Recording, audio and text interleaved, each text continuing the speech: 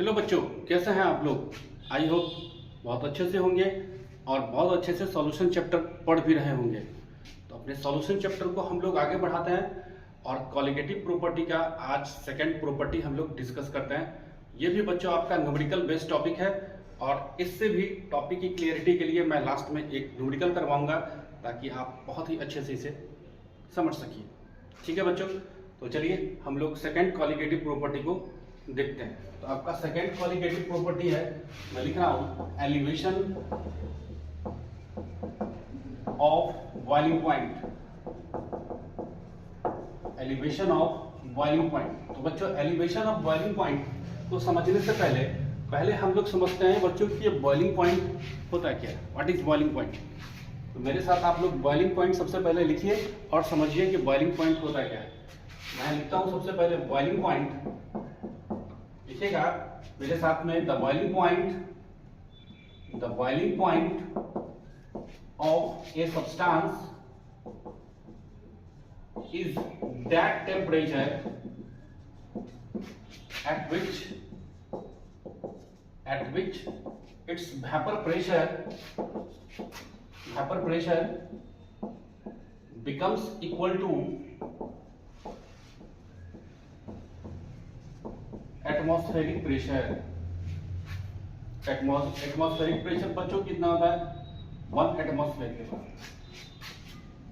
ठीक है बच्चों, 1 एटमॉस्फेयर के बराबर आपका एटमॉस्फेरिक प्रेशर होता है। तो बॉइलिंग पॉइंट आपका क्या होता है। तो बॉइलिंग पॉइंट बच्चों किसी भी सब्सटेंस का वो टेम्परेचर होता है जिस टेम्परेचर पे इसका वेपर प्रेशर एटमॉस्फेरिक प्रेशर के बराबर हो जाए। ठीक है बच्चों, अब आइए थोड़ा सा वेपर प्रेशर के लिए एक सॉल्वेंट और सॉल्यूशन को थोड़ा सा अच्छे से समझते हैं एक बार फिर से। वैसे मैंने आपको इसके बारे में पहले समझा दिया था अपने वीडियो में, लेकिन मैं अभी फिर से इसको समझा रहा हूं। चलिए एक तरफ हम लोग लेते हैं बच्चों सिर्फ सॉल्वेंट। ये सिर्फ आपका सॉल्वेंट मतलब सिर्फ वाटर। ठीक है बच्चों, तो इस वाटर का वेपर प्रेशर आपका थोड़ा ज्यादा ही बनता है। ठीक है, क्यों ज्यादा बनता है, क्योंकि इसके सरफेस पे सिर्फ वाटर के मॉलिक्यूल्स होंगे, है ना। और वेपर प्रेशर जो भी बनेगा वो सॉल्वेंट मॉलिक्यूल्स के एस्केप की वजह से बनता है। ये मैंने आपको पीछे वाले वीडियो में एक बार बता दिया था। तो इसके सरफेस पे बच्चों सिर्फ वाटर के मॉलिक्यूल्स होते हैं और सभी मॉलिक्यूल्स एवेपोरेशन में पार्टिसिपेट करेंगे। तो इसका मतलब एक सॉल्वेंट का वेपर प्रेशर ज्यादा होगा। अब हम लोग लेते हैं बच्चों एक सॉल्यूशन में वाटर है और वाटर के साथ हमने कोई नॉन वोलेटाइल सॉल्यूट ऐड कर दिया। ये हो गया सॉल्यूट। आप कह सकते हैं कि आपका एक सॉल्यूशन है। ये सिर्फ सॉल्वेंट था और ये आपका क्या है बच्चों, एक सॉल्यूशन है। ठीक है बच्चों, अब आपको पता है इसके सरफेस पे वाटर के साथ साथ नॉन वोलेटाइल सॉल्यूट के मॉलिक्यूल्स भी होंगे। ठीक है बच्चों, अब मान लीजिए ये मॉलिक्यूल आपका वाटर का है तो इसका वेपर प्रेशर बनेगा। मान लीजिए ये मॉलिक्यूल नॉन वोलेटाइल सॉल्यूट का होगा तब तो इसका वेपर नहीं बनेगा ना। फिर मान लीजिए ये वाटर का मॉलिक्यूल है तो इसका वेपर बनेगा। फिर मान लीजिए सॉल्यूट का है तो इसका नहीं बनेगा, फिर इसका बनेगा। तो आप देख पा रहे हैं कि एक सॉल्यूशन का वेपर प्रेशर प्योर सॉल्वेंट के रिस्पेक्ट में कम बन रहा है। मतलब एक सॉल्वेंट का वेपर प्रेशर ज्यादा होगा एक सॉल्यूशन के रिस्पेक्ट में। ठीक, क्यों ज्यादा होगा ये भी मैंने बता दिया। एक बार फिर से आप समझ लीजिए कि जब भी हम कोई सॉल्वेंट लेते हैं तो सॉल्वेंट के सरफेस पे सिर्फ सॉल्वेंट के मॉलिक्यूल होंगे और ये सभी मॉलिक्यूल वेपर प्रेशर में पार्टिसिपेट कर सकते हैं। लेकिन अगर हम कोई एक सॉल्यूशन लेते हैं तो इस सॉल्यूशन के सरफेस पे सॉल्वेंट के साथ साथ सॉल्यूट के मॉलिक्यूल भी होंगे। तो सॉल्वेंट का मॉलिक्यूल तो वेपर प्रेशर में पार्टिसिपेट करेगा, लेकिन सॉल्यूट का मॉलिक्यूल तो वेपर प्रेशर में पार्टिसिपेट करेगा नहीं, क्योंकि ये तो बच्चों नॉन वोलेटाइल है। समझ रहे हैं, तो इसका वेपर प्रेशर बच्चों कम बनेगा। तो इसका मतलब हुआ कि एक सॉल्वेंट का वेपर प्रेशर सॉल्यूशन के वेपर प्रेशर से हमेशा ज्यादा होगा। अगर हम इसको ग्राफ से देखें तो आइए मैं आपको ग्राफ से भी समझाता हूं। चलिए ये हमने लिया एक ग्राफ, इधर हम लोग लेते हैं टेम्परेचर और इधर हम लोग लेते हैं ग्राफ में वेपर प्रेशर। ठीक है बच्चों, अब चलिए हम लोग इस लाइन को मानते हैं कि ये लाइन आपका एटमॉस्फेरिक प्रेशर का 1 एटमॉस्फेयर, ठीक है, ये लाइन आपका 1 एटमॉस्फेयर का है जो आपको बॉइलिंग पॉइंट को इंडिकेट करेगा। ठीक है, अब चलिए हम लोग क्या करते हैं, हम लोग लेते हैं सबसे पहले एक सॉल्वेंट। ठीक है, अब आपको पता है सॉल्वेंट का वेपर प्रेशर ज्यादा बन रहा है, तो चलिए हमने सॉल्वेंट का वेपर प्रेशर थोड़ा सा ज्यादा लिया है, लेकिन ये अभी कोई खास टेम्परेचर है, मान के चलिए ये 25 डिग्री सेल्सियस है, 25 डिग्री सेल्सियस, और क्योंकि प्योर सॉल्वेंट का वेपर प्रेशर ज्यादा है तो मैंने वेपर प्रेशर थोड़ा सा ऊपर करके दिखाया है। नीचे आइएगा तो वेपर प्रेशर कम जाएगा, और ये 25 डिग्री सेल्सियस है, आप ऐसे बढ़िएगा तो फिर ये टेम्परेचर बढ़ेगा। यहाँ टेम्परेचर आपका ऐसे बढ़ रहा है। ठीक है, अब हम लोग इसको क्या करते हैं, गर्म करते हैं, क्योंकि हमको इसको क्या करना है भाई, उबालना है, बॉयल करना है। ठीक है, तो जब इसको आपको बॉयल करना होगा तो आप टेम्परेचर बढ़ाइएगा। तो चलिए हम टेम्परेचर बढ़ा रहे हैं, और आप ये भी देखिए जैसे जैसे आप टेम्परेचर ऐसे बढ़ रहा है वैसे वैसे वेपर प्रेशर भी बढ़ रहा है, आपका ग्राफ ऊपर की तरफ जा रहा है। तो चलिए आपका गया गया गया और अचानक ये इस पॉइंट पे 1 एटमॉस्फेयर के लाइन को टच करेगा। ठीक है बच्चों, जैसे ही ये 1 एटमॉस्फेयर के लाइन को टच करेगा हम इस टेम्परेचर को डिनोट करेंगे। ठीक है, अब मान के चलिए ये टेम्परेचर आपका TB नॉट जो सॉल्वेंट के बॉइलिंग पॉइंट को दिखा रहा है, ये हम लोग मान लेंगे सॉल्वेंट के लिए है। अब हम लोग लेते हैं बच्चों एक सॉल्यूशन। आपको पता है कि एक सॉल्यूशन का वेपर प्रेशर सॉल्वेंट से कम बन रहा है, तो इसी टेम्परेचर पे हमने इसका वेपर प्रेशर थोड़ा कम दिखाया है, थोड़ा नीचे करके हमने दिखाया है। अब इस सॉल्यूशन को भी अपने को बॉयल करना है, तो बॉयल करना है तो फिर अपने को टेम्परेचर बढ़ाना होगा। तो चलिए हम टेम्परेचर फिर से इसका बढ़ा कर है, जैसे जैसे टेम्परेचर बढ़ेगा इसका भी वेपर प्रेशर ऊपर की तरफ जाएगा, वेपर प्रेशर बढ़ेगा तो ये लाइन आपका ऊपर की तरफ जाएगा।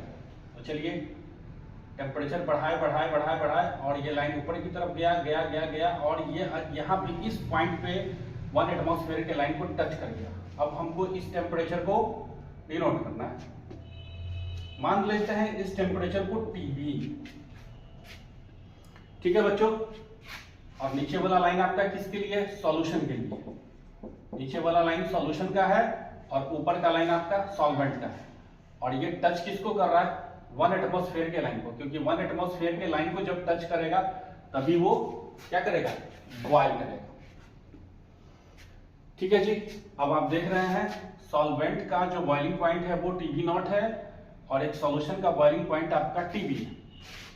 ठीक है बच्चों, तो ये जो डिफरेंस है दोनों के बीच में, इस डिफरेंस को बोलेंगे डेल्टा TB।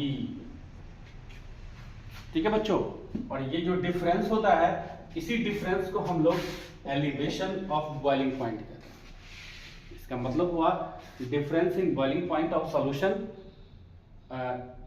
मतलब क्या बोलेंगे इसको, हम लोग बोलेंगे कि बाय सॉल्यूशन के बॉइलिंग पॉइंट में से सॉल्वेंट के बॉइलिंग पॉइंट को जो घटाता है, जो डिफरेंस आता है, उसी डिफरेंस को हम लोग बोलेंगे एलिवेशन ऑफ बॉइलिंग पॉइंट। सबको समझ में आ गया?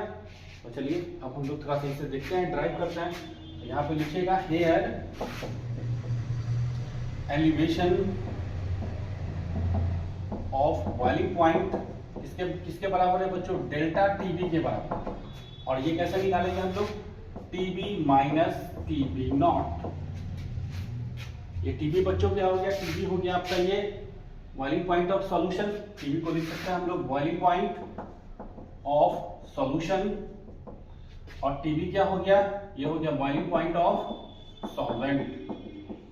तो इस दोनों का जो डिफरेंस है, डिफरेंस मतलब माइनस, इस दोनों का जो डिफरेंस है, इसी डिफरेंस को हम लोग बोलेंगे एलिवेशन ऑफ बॉइलिंग पॉइंट। ठीक है बच्चों, ठीक है। तो चलिए अब हम लोग थोड़ा सा इसको ड्राइव करेंगे, और ड्राइव करके एक नया फॉर्मूला बनाएंगे। ठीक है,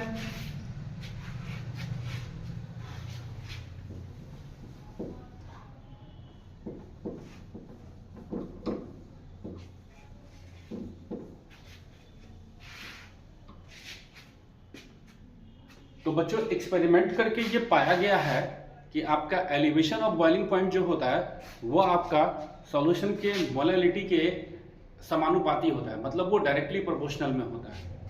ठीक है, तो experimentally it has been found that the elevation in boiling point is directly proportional to the molar concentration. Molar means होता है small m, molar concentration of the solution.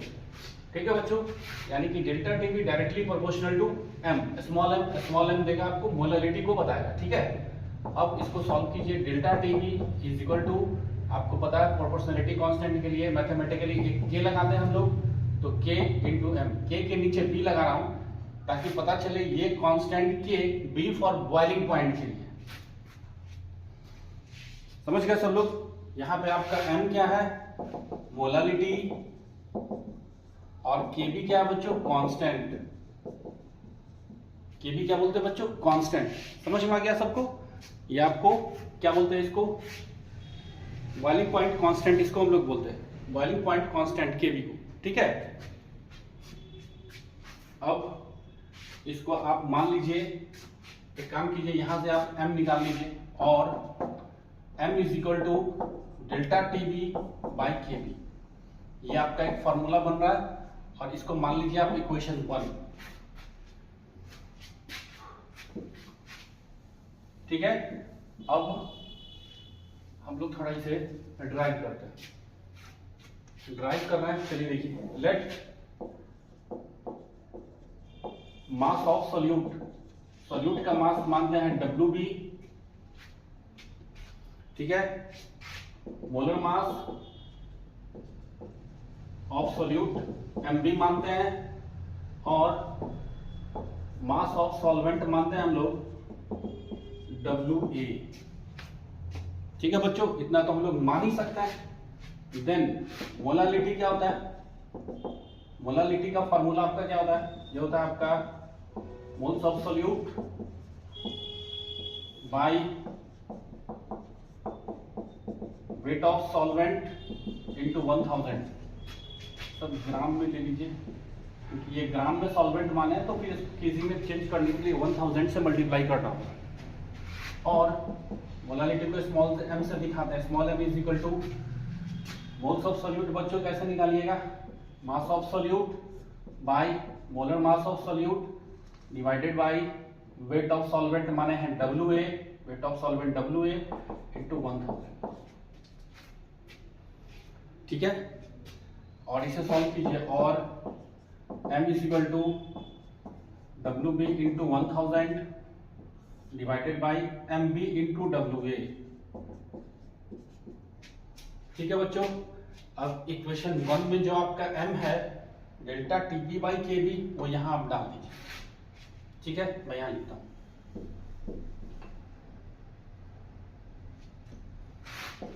From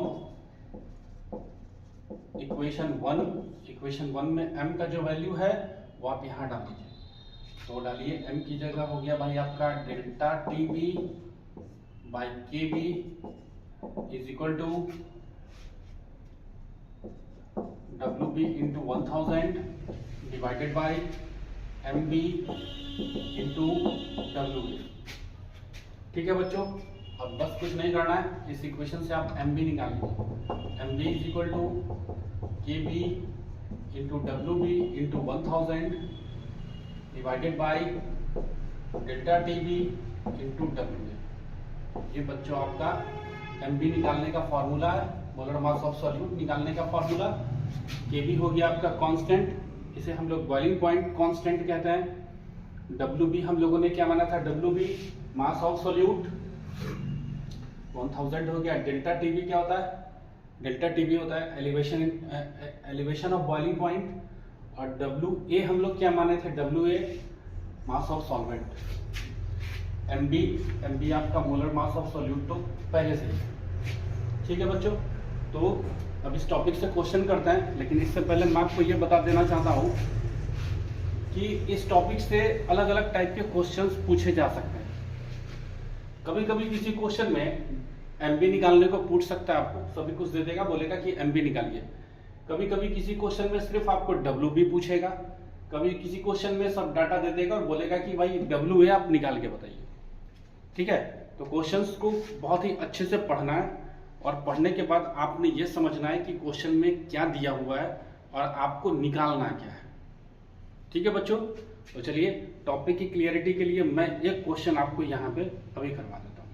ठीक है, तो बच्चों क्वेश्चन मैंने यहाँ लिख दिया है। ये क्वेश्चन है आपका, the boiling point of benzene is 353.23 Kelvin when 1.0 gram of solute was dissolved in 90 gram of benzene. The boiling point is raised to 354.11 K. Calculate the molar mass of solute, जिसके लिए Kb benzene के लिए आपको दे रखा है 2.53। ठीक है बच्चों, अक्सर हाँ क्वेश्चन में आपको कांस्टेंट का वैल्यू जो भी है वो आपको ब्रैकेट में दे देता है, so don't worry about it. आप देखिए क्वेश्चन में क्या सब दिया हुआ उसको पहले नोट डाउन करिए। तो सबसे पहले आपका 1.80 ग्राम जो है आपका सोल्यूट है, तो सोल्यूट का मास आपका WB 1.80 ग्राम और सॉल्वेंट का मास 90 ग्राम यहाँ दिया हुआ है। ठीक है बच्चों, डेल्टा टी भी दिया हुआ आपका, डेल्टा टी भी निकाल सकते हैं आप।